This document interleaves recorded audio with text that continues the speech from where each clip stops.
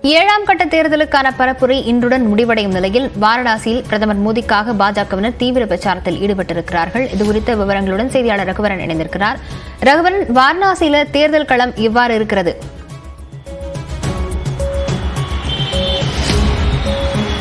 ஏழாம் கட்ட தேர்தலுக்கான பிரச்சாரம் இன்று மாலையோடு முடிவடைய இருக்கிறது. குறிப்பாக பார்த்தீங்கன்னா பிரதமர் மோடி இந்த தொகுதியில் வாரணாசி தொகுதியில் நம்ம தற்போது இருக்கிறோம்.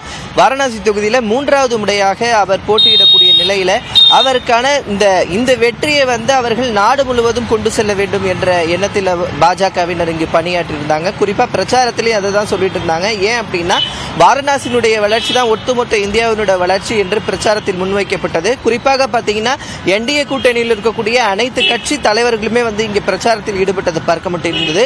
குறிப்பாக பார்த்தீங்கன்னா அமித்ஷா நேற்று முன்தினம் வந்திருந்தார். நேற்று தற்போதும் ஸ்மிருதி இரானி அவர்கள் மத்திய அமைச்சர் ஸ்மிருதி இரானி அவர்கள் தலைமையில் பாஜகவினர் தற்போது ஆலோசனை கூட்டத்தில் ஈடுபட்டு இருக்காங்க.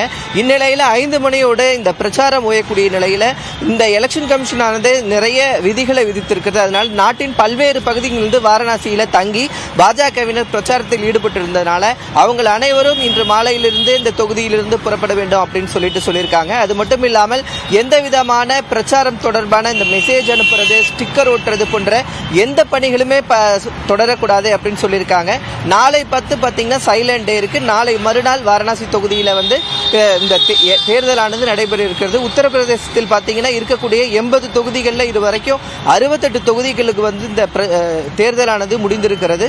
நாளை மறுதினம் இந்த எலெக்ஷன் 12 தொகுதிகளுக்கு நடைபெற இருக்கிறது. லாவண்யா, விவரங்களுக்கு நன்றி ரகுவரன்.